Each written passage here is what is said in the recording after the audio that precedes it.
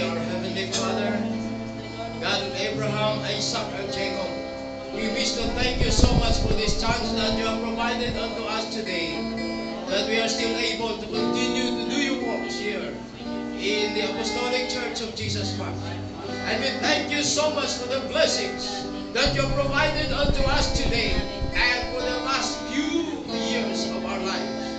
We wish to thank you so much for everything, and we hope and we pray that you will bless this service and forgive us for all our sins and all our iniquities. And we are requesting you to please bless this service and bless our people.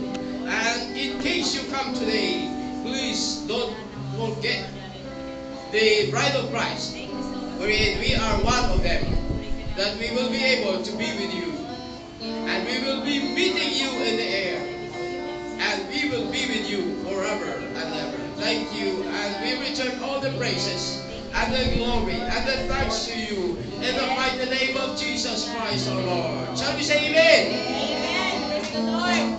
Praise God. Huwag naman kami dawitan natin si Jesus. Praise God.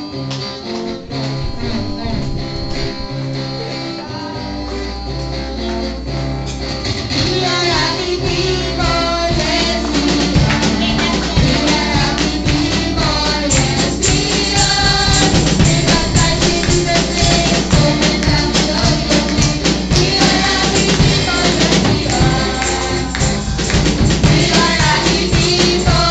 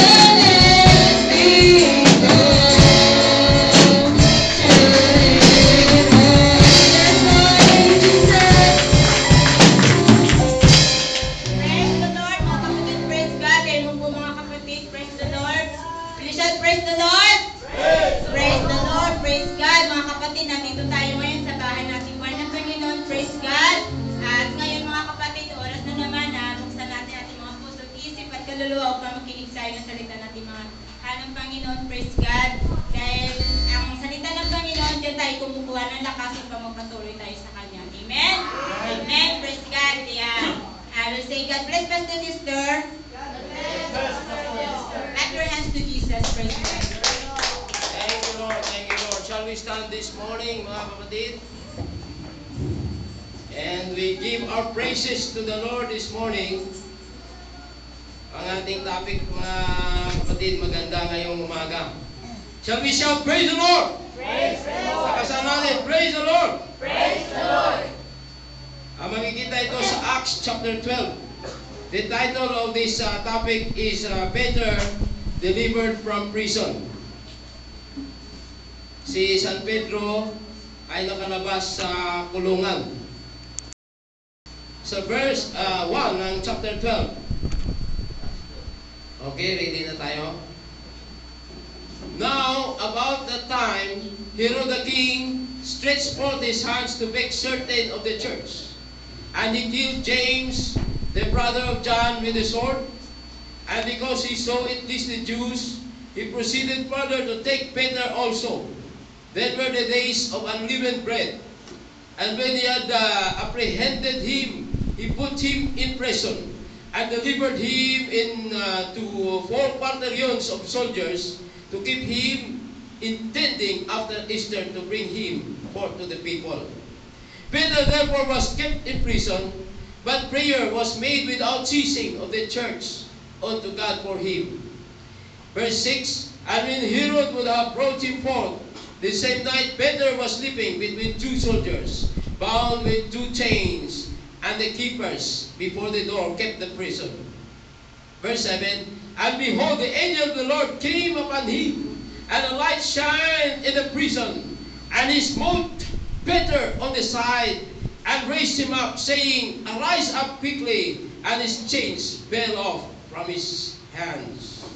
And the angel said unto him, gird thyself, and bind on thy sandals. And so he did.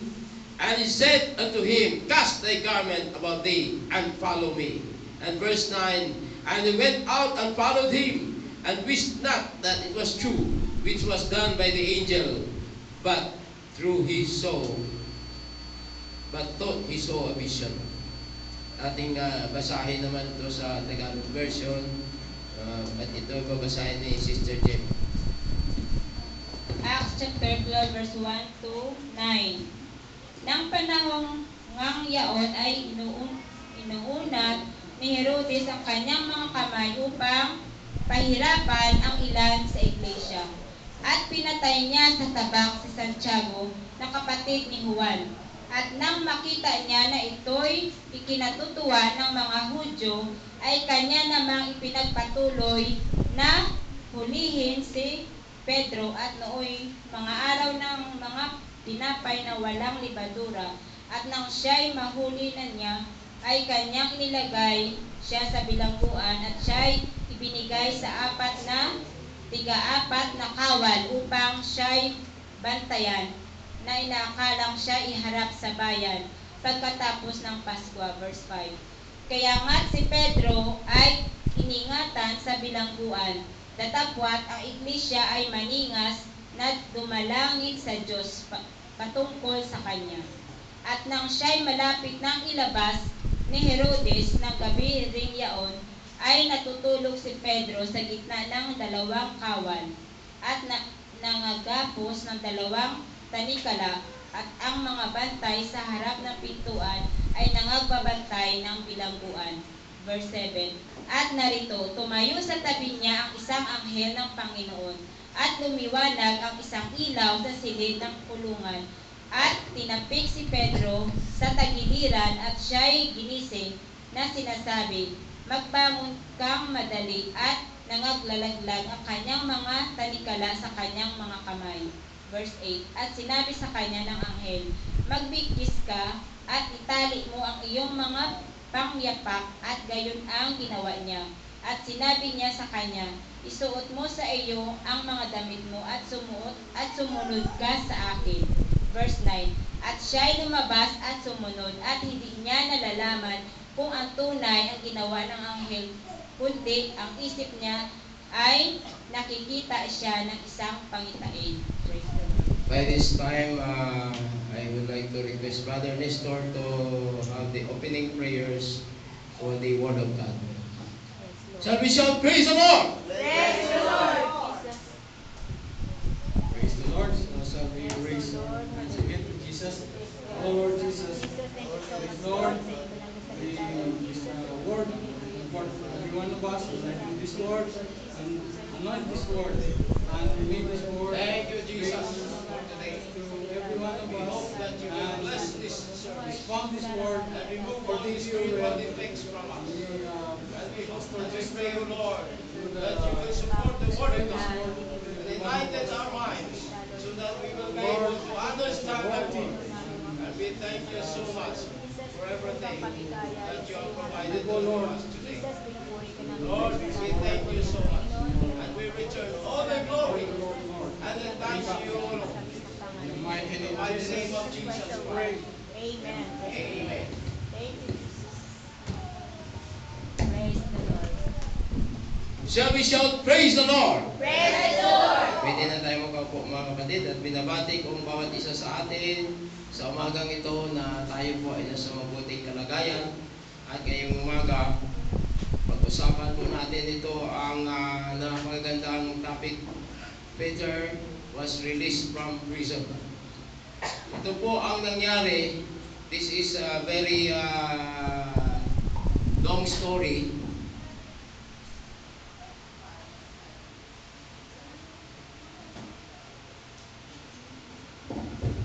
Which I would like to explain to everyone. Mahaba pong istorya ito. Ang nangyari po dito, during the time of King Herod,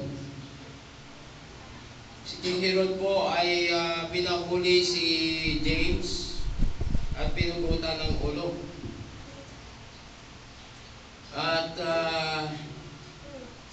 patay talaga ito si Apostle James. Dahil nagustuhan ng mga Hudyo, siya ay nagpatuloy pa rin at pinahuli si San Pedro. Sa panahon ito mga kapatid ay panahon ng mga tinapay na walang libadora. Nang mahuli si San Pedro ay kinulong siya at pinabantayan siya ng maraming mga sundalo upang dalhin siya sa mga tao pagdating ng Easter celebration. Kaya si San Pedro mga kapatid ay nakulong. Ngunit nagpapatuloy po ang panalangin ng mga kapatiran na walang puknat doon sa iglesia. Sa gabing yun ay dapat papatayin na si San Pedro, ngunit dumating po ang anghel. Nirescue po siya ng anghel. At sa pamagitan ng kapangyarihan ng anghel, ang tanikala ni San Pedro, grabe ang gwardiya sa kay San Pedro mga kapatid. May tanikala pa siya sa kamay, may tanikala pa sa paa. At gwardyado siya ng 4 quaternions of soldiers. 4 quaternions, grabe yun. Parang isang platoon yan sa ngayon dito sa Pilipinas. May gwardiya. May gwardiya pa na 2. May gwardiya sa kaliwa, may gwardiya sa kanan. Ngunit, dumating po ang anghel.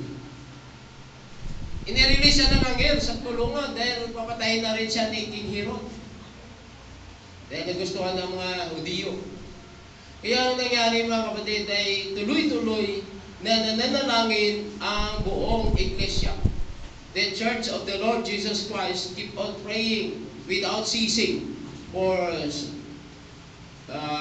Peter, the head of the apostles. At ito po ang kagandahan dahil sa pamagitan ng walang puknat na panalangin, mga kapatid, ito po si San Pedro ay pinalaya. Napagandang pangyayari, di ba? Ibig sabihin, naririnig ng ating Panginoong Diyos na makapangyarihan ang lahat ng ating panalangin na walang puknat. Sabi sa Amen? Amen. Sabi ko, narinig ng ating Panginoong Diyos ang walang puknat nating panalangin. Praying without ceasing is the most important thing here, mga kapatid. Na kung saan, kung tayo ay nananalangin ng walang puknat, naririnig ng ating Panginoon ay ang kanilang pinanalanginan si San Pedro na nasa kulungan, nagwardyado pa ng mga sundalo ni King Herod. Sa araw din yun, dumating ang rescue. Ang isang anghel dumating. Supposed to be, pugutan na rin siya ng ulo katulad ni Apostle James. Ngunit hindi pumayag ang Panginoon. Inirelease si Peter from the prison house. Napaganda ang pangyayari ito, mga kapatid. Na kung saan, pagkatapos na na-release siya, tuloy-tuloy pa rin yung panalangin ng church doon. At siya po ay pinalabas ng anghel at pumunta po siya sa church. Sabi ng anghel, come and follow me. And then pumunta siya, kumatok siya sa gate. Sarado ang gate eh. Pagkakita sa kanya ng isang kapatid doon, natulala ang isang kapatid, di ba si Pedro na sa kulungan? Instead na bubuksan niyang gate, tumakbo siya pabalik. Takbo siya pabalik, hindi niya sinabi na si San Pedro nang nasa gate, hindi siya maniwala na nandun si Peter sa harapan ng gate. Kasi tuloy-tuloy pagpanalangin ng buong iglesia. At mga kapatid, mamaya-maya, katok na naman si San Pedro. Buksan niyo ako ito. Halos hindi makapaniwala ang buong church na makalabas po si San Pedro doon sa kulungan, doon sa kay King Herod. Ang napaganda nito, ano ang makuha nating leksyon dito, mga kapatid? What lesson can we get out of this topic? Because when Peter was in prison, he was released by the angel. And what is an angel? Ano ba ang anghel na sinasabi dito, mga kapatid? Pag sinasabi nating angel, it means spiritual being, hindi po tao na ordinaryo. May power po ang mga spiritual beings. Pinadala ang angel. Pag sinabi nating angel, it means sent off. Pinadala ng Panginoon. The angel went to rescue Peter. And it was timely that when the angel arrives, Peter is about to be beheaded already. Naka-schedule na. King Herod has already scheduled to kill him also, like James. So what happened was, he was rescued by the angel. Let us see what us continues. Continuously, we will continue to read what happened to Peter. In verse 10, when they were past the first and the second word, they came unto the iron gate that leadeth unto the city, which opened to them of his own accord. And they went out and passed through one street, and forthwith the angel departed from him. You see? Nang sila ay dumating na sa gate, mga kapatid, kusa lang nagbukas ang gate. Wala namang tao, basta kusa lang nagbukas ang gate. Nang makalabas na si Peter, umalis ng angel, iniwan na siya. Ano po ba ang ibig sabihin nito, mga kapatid? Ang ibig sabihin nito, tayo po ay gwardyado rin ng mga anghel ng Panginoon. Bawat isa sa atin, gwardyado. Sabi sa Amen? Amen. We are all being guarded by our own guardian angels. This is the promise of the Lord Jesus Christ to us, that He will not leave us comfortless. Jesus Christ has promised to us, for I am with you always till the end of time. Napaganda pangako yun. Makikita yun sa Matthew chapter 28. Buksan natin ang Matthew chapter 28. That is a very good promise, mga kapatid. Ang sabi niya dito, ready na kayo? Are you ready? Sabi niya dito, verse 10, Then said Jesus unto them, Be not afraid, go tell my brethren that they go into Galilee, and there shall they see me. Verse 11, Now when they were going, behold, some of the watch came into the city, and showed unto the chief priests all the things that were done. And when they were assembled with the elders And had taken counsel, they gave large money unto the soldiers, saying, Say ye, his disciples came by night, and stole him away while we slept. And if this come to the governor's ears, we will persuade him and secure you. Verse 15, So they took the money and did as they were told. And this saying is commonly reported among the Jews until this day. Pakibasa, Sister Jim. 10 to 15. At na magkagayoy, sinabi sa kanila ni Jesus, Huwag kayo magtakot, magsiayon kayo at sabihin ninyo sa aking mga kapatid na magsiparoon sa Galilea at dooy makikita nila ako.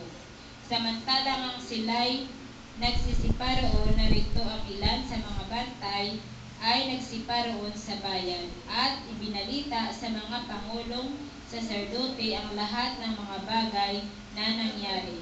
At nang sila'y mga katipon na sa matatanda at makapagsanggunian na ay nangagbigay sila ng maraming salapi sa mga kawal. Verse 13, At nangagsasabi, Sabihin ninyo, nagsiparito ng gabi ang kanyang mga alagad, at siya'y kanilang ninakaw, samantalang kami nangagtutulog. At kung ito'y dumating sa tainga ng gobernador, ay siya aming hikayatin at kayo'y aming ilalagay sa panatag. Verse 15, Kaya't kinuha nila ang salapi at kanilang ginawa alinsunod sa pagkaturo sa kanila. At ang pananaliktang ito ay kumalat sa gitna ng mga Hudyo at nanatili hanggang sa mga araw na ito. You see, my brethren, what happened was Jesus has promised that He will not leave us comfortless. Nangako po siya na hindi niya tayo pababayaan. Ngunit po, ang mga kawal ay nag-release ng napakaraming salapi. Inutusan ang mga kawal na ipamalita sa buong Jerusalem na si Panginoong Hesus ay sila ay natutulog, ninakaw. Kaya nawala yung kanyang katawan dahil ninakaw siya. Kaya pinalabas sila na nabuhay muli si Panginoong Hesus. At sila ay nagbigay ng napakaraming pera. They give a large money in order to deceive the people that Jesus Christ was stolen. Ang kanyang bangkay ay ninakaw. At pinalabas nila na siya ay nabuhay muli. Pagpatuloy natin ang pagbabasa. Then the 11 disciples, verse 16, went away into Galilee, into a mountain where Jesus had appointed them. And when they saw him, they worshipped him, but some doubted. And Jesus came and spoke unto them, saying, All power is given unto me in heaven and in earth. Go ye therefore and teach all nations, baptizing them in the name of their Father, and of the Son, and of the Holy Ghost, teaching them to observe all things whatsoever I have commanded you, and lo, I am with you always, even unto the end of the world. Amen. Magibasa, sister. Natapwat, nagsiparoon ang 11 alagad sa Galilea sa bundok na sa kanila itinuro ni Jesus. At nang siya'y kanilang makita, ay kanilang sinamba siya. Natapwat ang ilan ay nangag-alinlangan, at lumapit si Jesus sa kanila at sila'y kanyang kinausap na sinasabi, Ang lahat ng kapamalaan sa langit at sa ibabaw ng lupa ay naibigay na sa akin. Dahil dito, magsiayon nga kayo at gawin ninyong mga alagad ang lahat ng mga bansa na sila'y inyong bautismuhan sa pangalan ng Ama at ng Anak at ng Espiritu Santo, na itinuro ninyo sa kanila sa kanilang ganapin ang lahat ng mga bagay na inuutos ko sa inyo, at narito ako'y sumasa inyong palagi hanggang sa katapusan ng sanlibutan. Thank you for the nice reading. You see, sabi na, at humayo kayo, inutusan ng Panginoon ang mga apostol, at sinabi ng Panginoon, humayo kayo sa buong sandaigdig at ipangangaral nyo ang mabuting balita.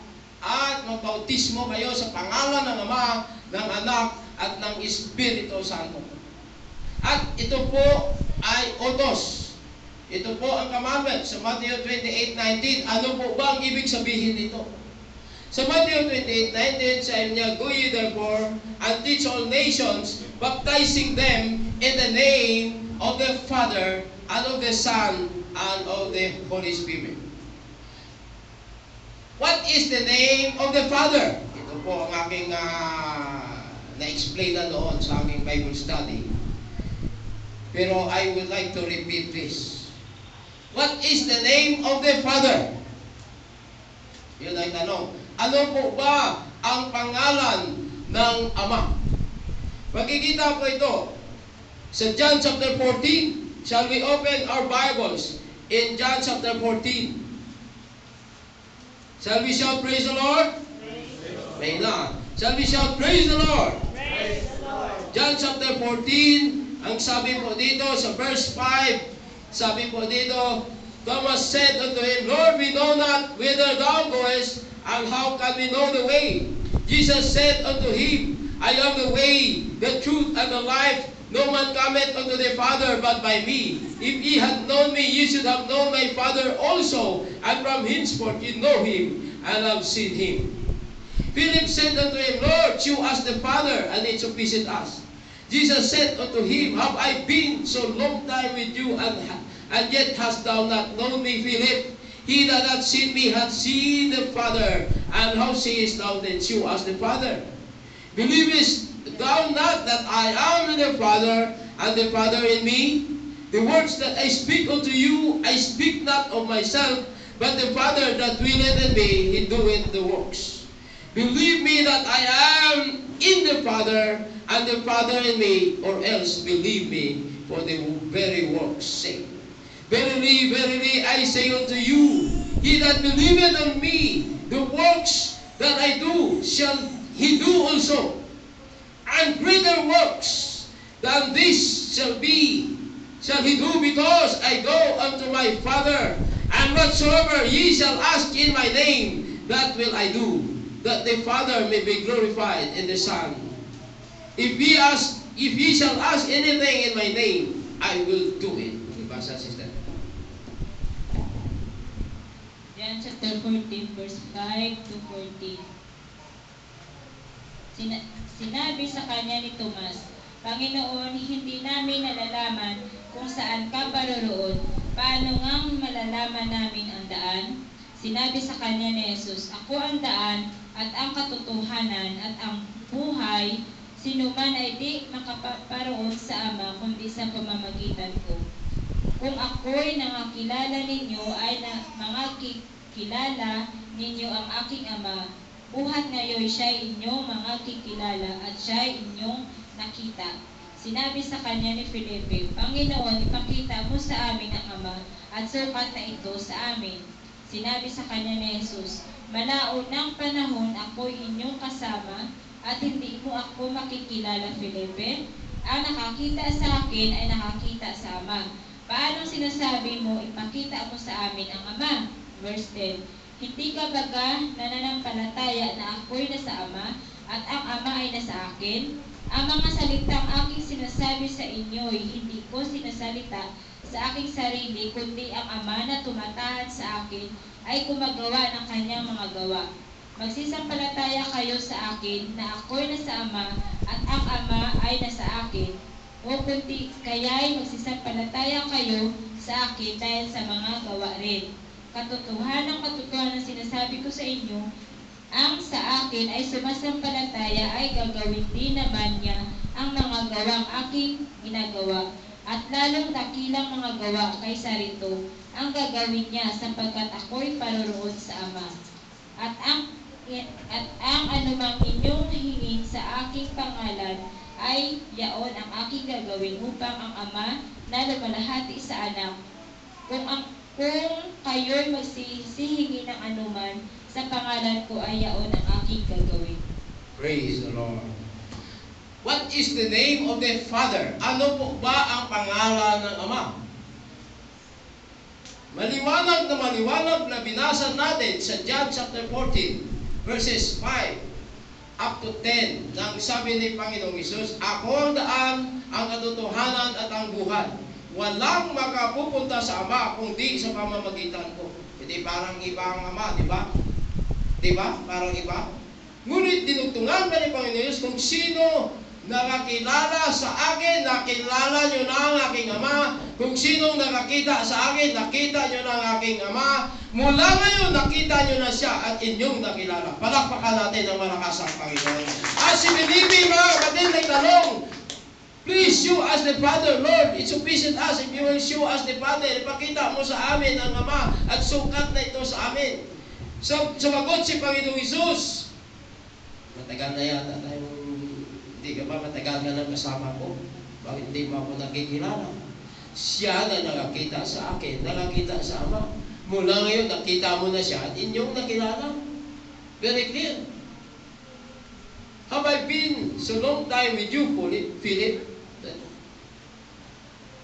He that had seen me, had seen the Father. How sayest thou then, show us the Father? Bakit ka nagtatanong, ipakita mo sa amin ang Ama? Na hindi ka ba nakilala na ako ay nasa Ama at ang Ama ay nasa akin at siya ay ang gumagawa ng mga gawa. Ang mga salita ko hindi sa akin, kundi ang Ama na tumatahan sa akin, siya ang gumagawa ng mga gawa. Very clear, mga kapatid. Sabi niya sa John chapter 14 verse 10. Basahin natin ulit ang verse 10, mga kapatid. Napakaliwanag ang verse 10. Sabi niya dito, sa John chapter 14, verse 10.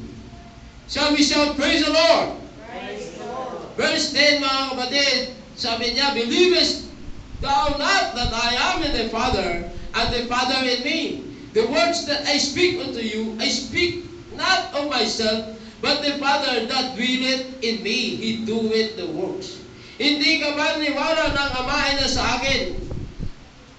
At ang mga salita niya na aking sinasabi ay hindi ako mismo ang nagsasalita. Ngunit ang Ama na tumatahan sa akin, siya ang gumagawa ng mga gawa. It is very clear, mga kapatid, na sinabi ni Panginoong Hesus na ang Ama ay tumatahan sa Kanya. Bakit? Ano ba ang Ama?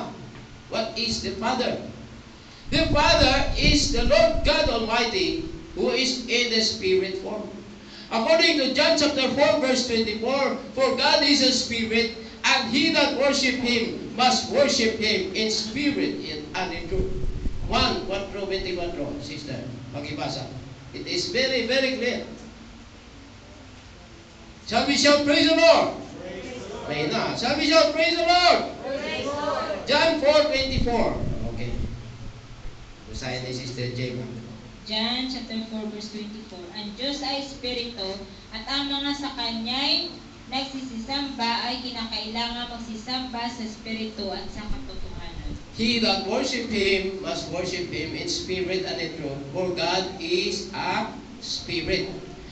If we say Spirit, mga kapatid, Espiritu, ibig sabihin, He is everywhere. Amen? Amen. Amen. Ang Diyos ay nasa lahat ng dako. May nagtatanong pa nga sa akin doon sa Facebook. Doon din ba siya sa impyerno? Nandun ba siya sa clubhouse? Sumagot ako. According to the scriptures, God is everywhere. He is in heaven. He is also in hell.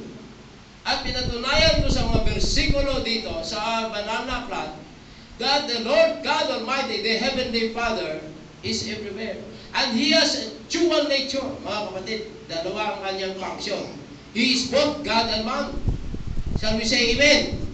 Jesus Christ has a dual nature. The words that was spoken by the Lord Jesus Christ is not from Himself, but it is from the Father who dwelleth in Him. Yung mga salita na namumutawi sa mga bibig ni Panginoong Hesus ay hindi galing sa Kanya, kundi ang Ama na tumatahan sa Kanya. Sabi siya, amen?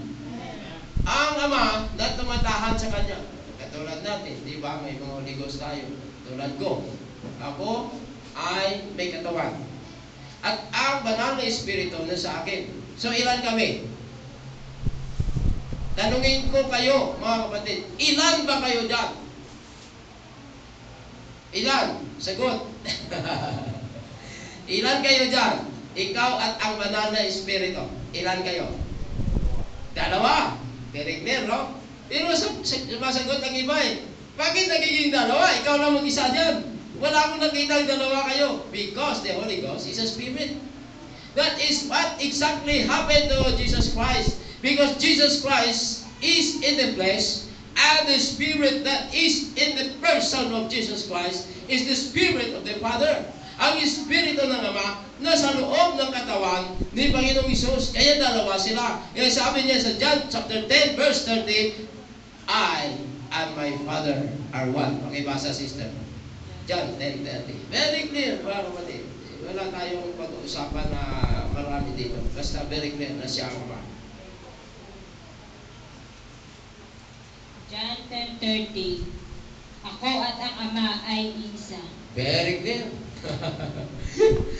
I and my Father are one. Ilan sila? Sabi nila dalawa. Kasi Ama at Anak, iisa lang. Kasi ang Ama ay Espiritu at ang Anak ay laman. Kaya, sa ating katawan, ilan tayo? Siyempre, tatlo. Oh, sabi na iba, ikaw lang mag-isa dyan, sabihin mo tatlo kayo? Siyempre, tatlo kami. Bakit naging tatlo kami? Because a man has body, soul, and spirit. Kaluluwa, katawan, at espiritu. Yan, tatlo. Kaya kayo nakikinig dyan, tatlo kayo sa inyong katawan. Nadagdagan ng Holy Ghost, di apat na. Amen? Pagkasilang natin, tatlo tayo. Body, soul, and spirit. Nang naka-receive na tayo ng Holy Ghost, di apat na. So ilan na kayo dyan? Sa katawan mo, apat na kami dito. Pero ilan na nakikita natin? Isa lang. Amen? Very clear yun, mga kapatid. That the Father is Jesus Christ. May iba pa ba siyang pangalan, mga kapatid? Doon sa lumang tipan? Wala na po. Wala na pong pangalan doon sa lumang tipan. Bakit wala nang ibang pangalan doon? Dahil sabi niya, I am that I am. Yan ang kanyang title. I am that I am. Ako'y si ako nga. Pagdating sa kay Panginoong Hesus, ano naman ang sinabi ni Panginoong Hesus sa John chapter 8, verse 24 up to 27. Babasahin natin sa John chapter 8, verse 24 up to 27. Pakibasa, sister, sa Tagalog muna. John chapter 8, verse 24 and 27. Sinasabi ko nga sa inyo na kayo'y mamatay sa inyong mga kasalanan, sapagkat maliban kayo'y magsisampalataya na ako ang Kristo, ay mamatay kayo sa inyong mga kasalanan. Sa kanya nga'y kanilang sinabi, sino ka baga? Sinabi sa kanila ni Jesus, siya rin na sinasalita ko sa inyo mula pa ng una. Mayroon akong maraming bagay na sasalitain at hahatulan tungkol sa inyo. Gayunpaman, ang nagsuko sa akin ay totoo, at ang mga bagay na sa kanya ay aking narinig, at ang mga ito ang sinasalita ko sa sanglibutan. Verse 27. Hindi nila na pag-unawa na tungkol sa Ama ang kanyang sinasalita sa kanila. Amen. Sa verse 24, I said, therefore unto you that ye shall die in your sins, for if you believe not that I am He, ye shall die in your sins. Then said they unto him, Who art thou? And Jesus said unto them, even the same that I said unto you from the very beginning. I have many things to say and to judge of you, but he that sent me is true, and I speak to the world of those things which I have heard of him. They understood not that I speak to them of the Father. Sa Tagalog version, sinabi niya sa verse 24, mamamatay kayo sa inyong mga kasalanan kung hindi kayo maniniwala na ako ang Kristo. Pero sa English version, you will die in your sins if you believe not that I am He. maliwanag po pag sinabi natin Kristo or Christ. Christ means the anointed one. Pero direktahin natin ang English version. Sabi niya, ako ay siya. Ako ang Ama. Yan ang sa English version. Pero sa Tagalog version, ako ang Kristo. Pareho pa rin yan. Dahil, pag sinabi natin Kristo, the anointed one. The Father is the anointed one. Sabi siya, praise the Lord. Praise the Lord. Napakaliwanag mga kapatid that the Father is Jesus Christ also. Sabi siya, praise the Lord. Praise the Lord. Yan ang paliwanag dito sa Bagong Tipan. That is the explanation in the New Testament. Now, let us go to the Old Testament. Ano po ba ang nangyari sa Old Testament? Siya po ba may ibang pangalan doon sa Old Testament? Yes or no? May iba po ba siya bang pangalan doon sa Lumang Tipan, mga kapatid? Yes or no? Sino makasagot ng yes? Sino makasagot ng no? No. Very good. Yung nakasagot ng no, very good yun. Ang paliwanag natin dito na makikita ito sa Deuteronomy chapter 32 verse 39. Napakaliwanag dito mga kapatid na wala po siyang kasama nang siya po ay nandito sa lupa. Na siya po ay lumikha ng langit at ng lupa. Sa chapter 32 verse 39 ang sabi po dito, see now that I, even I am He, and there is no God with me. I kill, and I make alive. I wound, and I heal. Neither is there any that can deliver out of my hand. 32, 39, sister. Deuteronomy chapter 32 verse 39. Tignan ninyo ngayon na ako sa makatuwid bagay ako nga at walang Diyos sa akin. Ako'y pumapatay at ako'y bumubuhay. Ako'y sumusugat at ako'y nagpapagaling at walang makakaligtas sa aking kamay. Sabi say, praise the Lord. Praise the Lord. Sino ang kasama niya dyan? Wala po siyang kasama dyan. Wala po siya. Siya lang mag-isa ang lumikha ng langit at ng lupa. Ano po bang kapatunayan natin na siya lang mag-isa? Sa Genesis chapter 1 verse 27, basahin natin.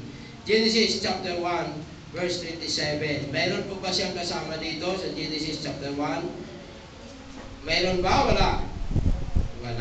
Wala po siyang kasama. Sa Genesis chapter 1, simulan natin sa 26. Ang sabi po sa 26, and God said, let us make man in our image, after our likeness, and let them have dominion over the fish of the sea, and over the fowl of the air, and over the cattle, and over over all the earth, and over every creeping thing that creepeth upon the earth. Verse 27, so God created man in His own image, in the image of God created He him, male and female created He them. Okay, basa sister. At sinabi ng Diyos, lalangin natin ang tao sa ating larawan, ayon sa ating wangis, at magkaroon sila ng kapangyarihan sa mga isda sa dagat, at sa mga ibon sa himpapawid, at sa mga hayop, at sa buong lupa, at sa bawat umuusad na nagsisiusad sa ibabaw ng lupa.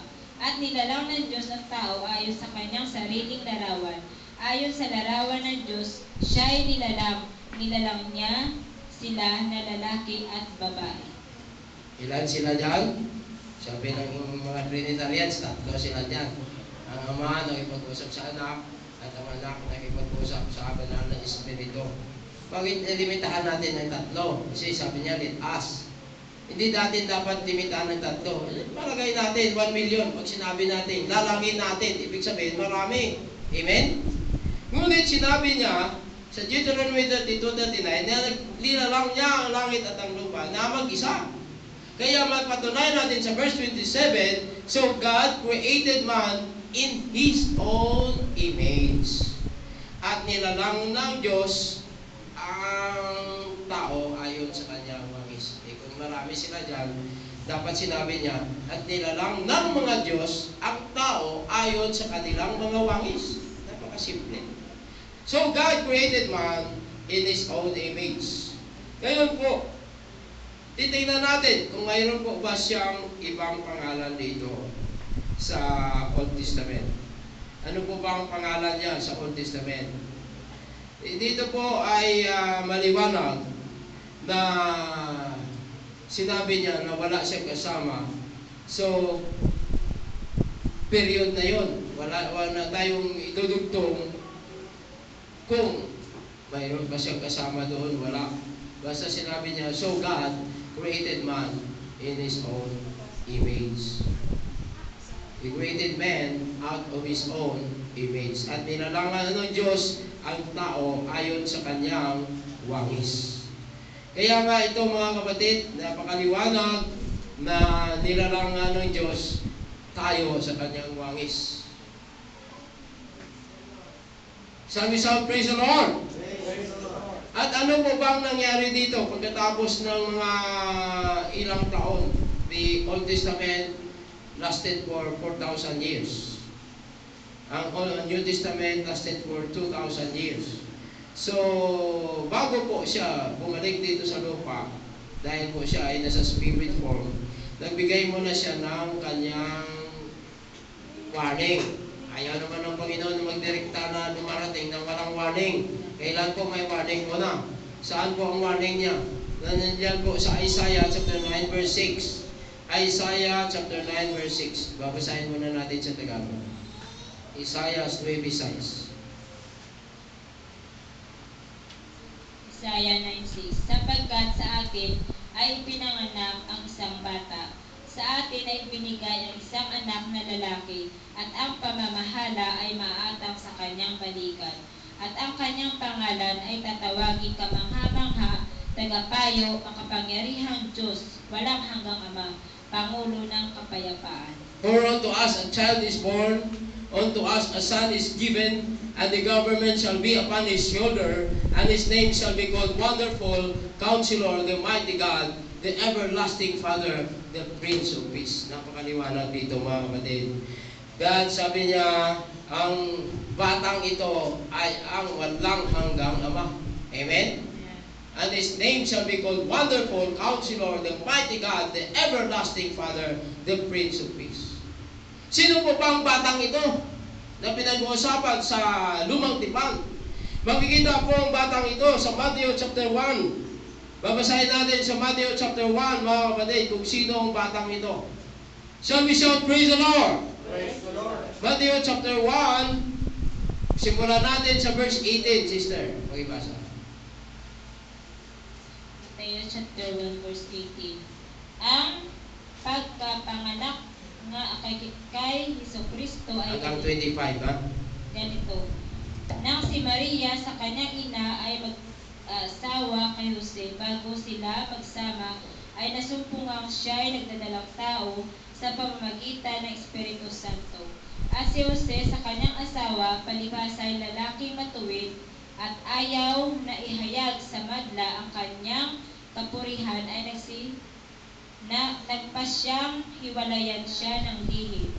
Datapwat samantalang pinag-iisip niya ito, narito ang isang anghel ng Panginoon ay napakita sa kanya sa panaginip na nagsasabi, Jose, anak ni David, huwag ka mangamba sa pagtanggap kay Maria na iyong asawa sapagkat ang kanyang dinadalang tao ay sa Espiritu Santo. Verse 21. At siya ay manganganak na isang lalaki at ang pangalang itatawag mo sa kanya ay Jesus sapagkat ililigtas niya ang kanyang bayan sa kanilang mga kasalanan. At nangyari nga ang lahat ng ito upang maganap ang salita ng Panginoon sa pamagitan ng propeta na nagsasabi, narito ang dalagay magdadalang tao at manganganak na isang lalaki. At ang pangalang itatawag nila sa kanya ay Emmanuel. At kung liliwanagin ay sumasa atin ang Diyos. At nagbangon si Jose sa kanyang pagkakatulog at ginawa niya ang ayon sa ipinag-utos sa kanya ng anghel ng Panginoon at tinanggap ang kanyang asawa. Verse 25. At hindi nakilala siya hanggang sa may panganak ang isang lalaki at tinawag niya ang kanyang pangalang Jesus. Now the birth of Jesus Christ was on this wise. When as his mother Mary was espoused to Joseph, before they came together, she was found with child of the Holy Ghost. Then Joseph, her husband, being a just man, and not willing to make her a public example, was minded to put her away privately. But while he thought of these things, behold, the angel of the Lord appeared unto him in a dream, saying, Joseph, thou son of David, fear not to take unto thee Mary thy wife, for that which is conceived to her is of the Holy Ghost. And she shall bring forth a son, and thou shalt call his name Jesus, for he shall save his people from their sins. Now all this was done that it might be fulfilled which was spoken of the Lord by the prophet, saying, Behold, a virgin shall be with child, and shall bring forth a son. They shall call his name Emmanuel, which being interpreted is, God with us. Then Joseph, being raised from the sleep, did as the angel of the Lord had bidden him, and took unto him his wife, and knew her not, till she had brought forth her firstborn son, and he called his name Jesus. Ano ang tinawag sa kanya? Jesus. Isigaw natin, Jesus. Jesus. That is the name of the baby, mga kapatid. Praise the Lord. Sabi siya, praise the Lord. Ang sanggol na pinangako doon sa kay Prophet Isaiah, in the Prophet Isaiah chapter 9 verse 6, is Jesus Christ Himself, who is the Father who came down from heaven and became flesh. Siya ang Ama na nanggaling sa langit na bumaba sa lupa upang magsuklog ng laman. Yan po ba mahirap sa Panginoon? At napaganda naman ang eksena dito. Dahil katulad kay Peter kanina, during the time of Peter, the angel came. And this time also, the angel came. But the angel came during the time when Joseph was sleeping. Doon sa kay Peter, dumating ang anghel, hindi tulog si Peter. Pero sa panahon naman ni Joseph, tulog si Joseph. At parang panaginip lamang. Amen? It appeared that as if it was only a dream. But the Lord sent His angel in order to inform Joseph that the baby on the womb of Mary, who is a Virgin Mary, is of the Holy Ghost. And therefore, the baby is Jesus Christ. And the baby was born, and his name was Jesus. Very, very clear. Lumiliwanag na. Amen? Lumiliwanag na. That the Father, who is from heaven, who was in the spirit form, came down to the world and took Mary, and in the form of the baby, He came down to become a baby. What is the purpose of this? In order to save us and all mankind. Upang iligtas tayo lahat, mga kapatid, at ang buong sangkatuhan. Dumating siya, na binasa natin sa verse 21. He came in order to save His people. And that's why we need to understand that Jesus Christ is the Father. Napakaliwanag yan eh. Tungayan naman natin sa John chapter 8, verse 58. Babasahin natin. John chapter 8. Shall we shout praise the Lord? John chapter 8. Ano po ba ang sinabi dito sa verse 58? Napakaliwanag. Simulan natin muna para maliwanagan tayo. Sa 51. Verily, verily, I say unto you, if a man keep my saying, he shall never see death. Napakaliwanag, napakaganda. Then said the Jews unto him, Now we know that thou hast a devil. Abraham is dead, and the prophets. And thou sayest, if a man keep my saying, he shall never taste of death. Art thou greater than our father Abraham, which is dead, and the prophets are dead? Whom makest thou thyself? Jesus answered, If I honor myself, my honor is nothing. It is my Father that honoreth me, of whom ye say, What? He is your God. Yet ye have known Him, but I know Him, and I should say, I know Him not. If I should say, I know Him not, I shall be a liar like unto you, but I know him and keep he saying, your father Abraham rejoiced to see my day, and he saw it and was glad. Then said the Jews unto him, thou art not yet 50 years old, and hast thou seen Abraham? Jesus said unto them, verily, verily, I say unto you, before Abraham was, I am. Then took they up stones to cast at him, and Jesus hid himself and went out of the temple, going through the midst of them, and passed by. Pakibasa si Ted. John chapter 8, verse 51 to 59. Katotohanan sinasabi ko sa inyo, kung ang sinuman ay tutupad ng aking salita ay hindi siya makakakita magpakailanman ng kamatayan. Sinabi ng mga Hudyo sa kanya, ngayon nalalaman namin mayroon kang demonyo.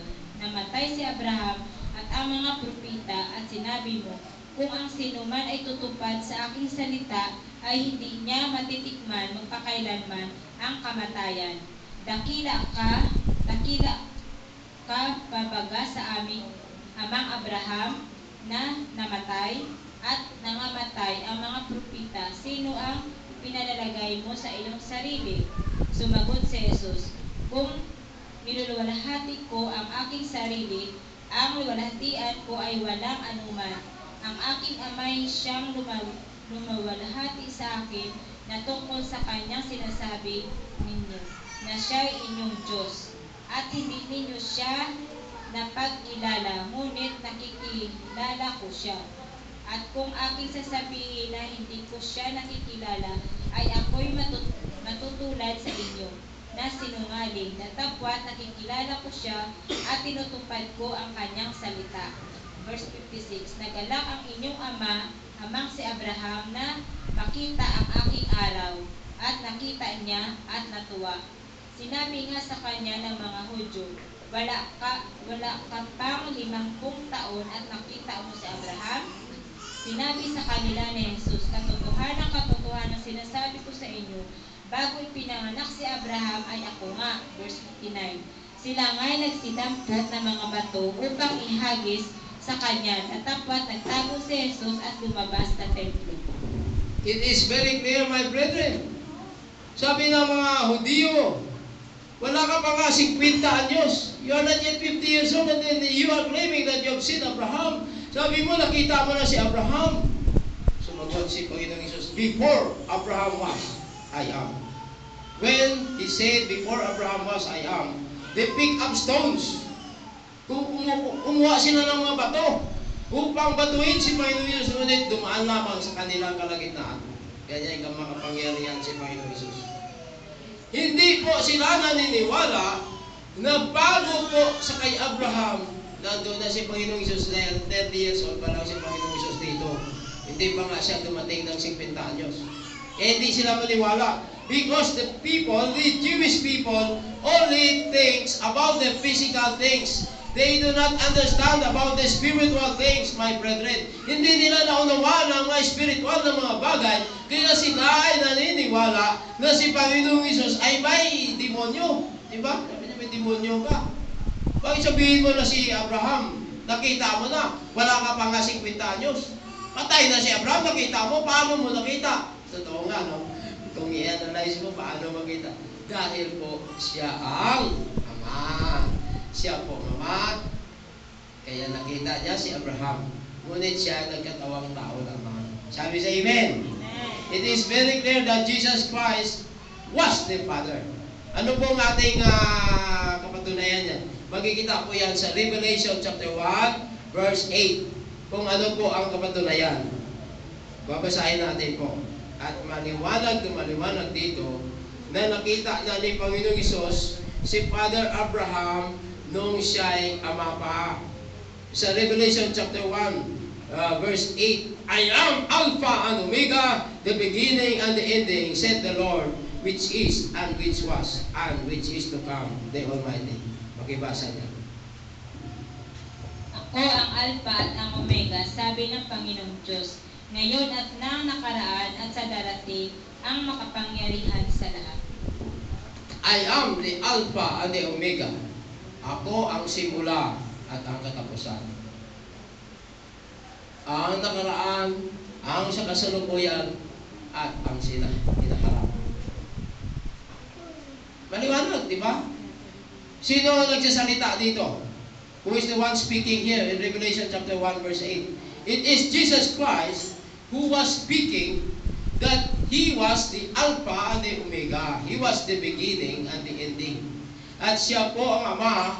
He was the Father in creation. He is the Son in redemption. And He was the Holy Ghost in emanation. According to 1 Timothy chapter 3 verse 16, and without controversy, great is the mystery of godliness. God was manifest in the flesh, justified in the spirit, seen of angels, believed on in the world, received up into glory. It is very clear now. Amen. Shall we say amen? It is very clear now. Basahin natin sa 1 Timothy chapter 3, verse 16. Basa, sister.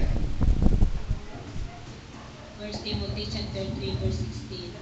At walang pagtatalo, dakila ang hiwaga ng kabanalan.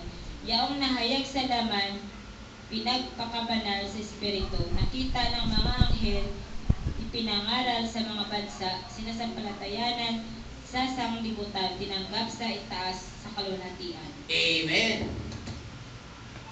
Sino yun? Sino yun? Isigaw natin, Jesus Christ of Nazareth. Jesus Christ of Nazareth. Ready? Go. Jesus Christ of Nazareth. He is the beginning and the ending. I am the Alpha and the Omega, the beginning and the ending. Said the Lord Jesus Christ, who was, who is, and which is to come. Siya po ang Ama ng nagkatawang tao. Kaya sinasabi nito, go ye into all the world, sa Matthew chapter 28 verse 19, and teach all nations, baptizing them in the name of the Father and of the Son and of the Holy Ghost. Now, what is the name? Not names. What is the name? Who understood the command? Sino po ba ang inutusan sa panahong ito? Di ba ang mga apostoles? Kaya titingnan natin kung ano ang pangalan ng Ama, Anak at Espiritu Santo na babasahin natin sa Acts chapter 2 verse 37 to 38.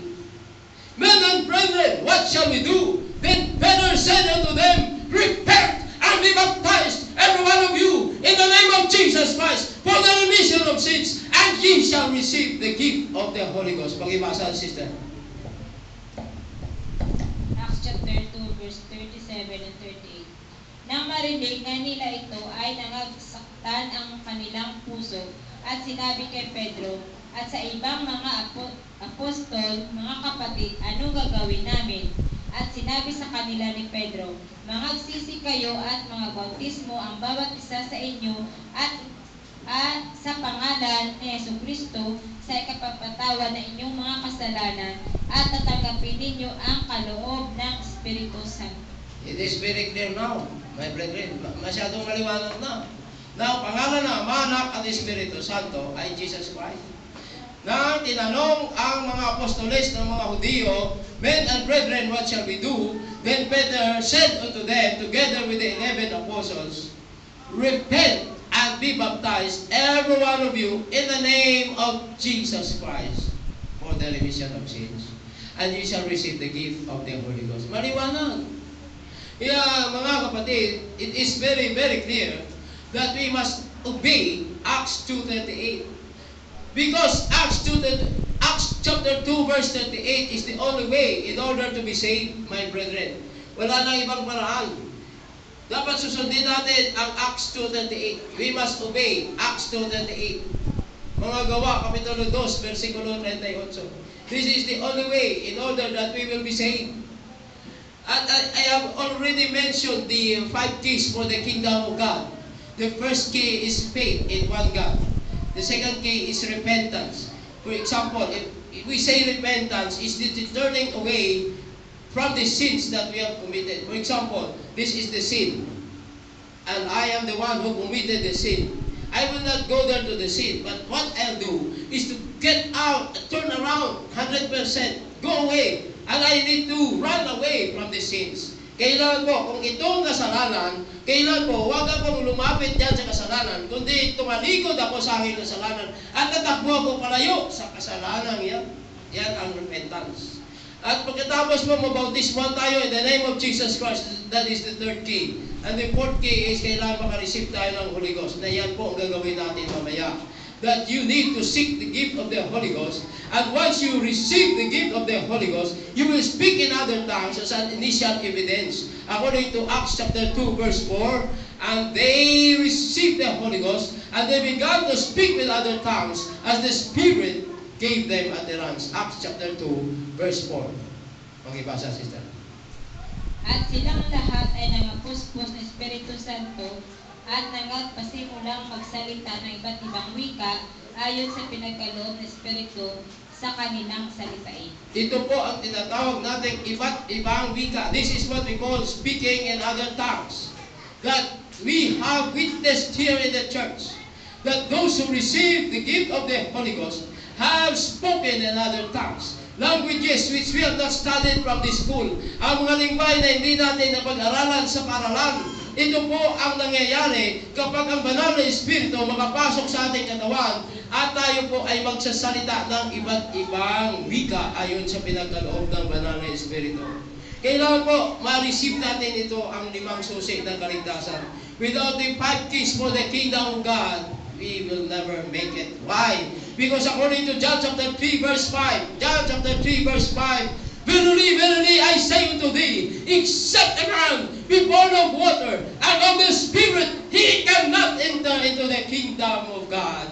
Sa katotohanan, sinasabi ko, ani Jesus, kapag ang isang tao ay hindi may silang sa tubig at sa Espiritu, hindi po siya makakapasok sa karera ng Diyos sa langit. That is the most important thing that we need to prepare because Jesus Christ is coming very soon. In a moment, in a twinkling of an eye, at the last trump, and the dead in Christ shall rise first, and we who are alive shall remain and be caught up together with them in the clouds. So shall we ever be with the Lord forever. 1 Corinthians chapter 15, verse 55 to 58. And sinabi ng 1 Corinthians chapter 15, O death, where is thy sting? O kamatayan, nasaan ang iyong kamandag? O grave, where is thy victory? At ikaw, libingan, nasaan ang iyong pita? This is most important thing, my brethren. Jesus Christ is coming very soon. We need to prepare for it in order that all of us will be able to meet Him in the air. Amen. Shall we say amen? He is coming very soon. He might come today. He might come tonight. He might come tomorrow. What is important thing is everybody must be prepared for Jesus Christ is coming. He is coming in order to take His people from our We need to be prepared because Jesus Christ is coming. He is coming very soon. He is just here. He is here right now. We need to be prepared, my brethren, for those who are listening in. Please obey Acts 2:8 and have the 5 keys for the kingdom of God. Kailan po makumpleto natin ang 5 susi ng kaligtasan. Kung sakali dumating ang Panginoon ngayong araw, o bukas, umamayang gabi. Are you ready? You are the one who can answer this question. So if you are not yet ready, we are here in order to guide you. You can ask any questions and we will answer using the Bible. The Bible will answer all your questions. So by this morning, my brethren, I will turn over this service to Sister Jen. Praise the Lord. Clap your hands to Jesus. Praise God. Ngayon na mga kapatid ay oras na para tayo magpasik ng Holy Ghost sa ating mga young people. Praise God. Mga young people, tayo tumayo at pumunta na rito sa gitna. Praise God. In the presence of our Lord Jesus Christ. At tinatawagan ko ating song leader na si Sister Kim upang ito'y kanyang pangunahan ng mga awitin na ating buhay ng Panginoon.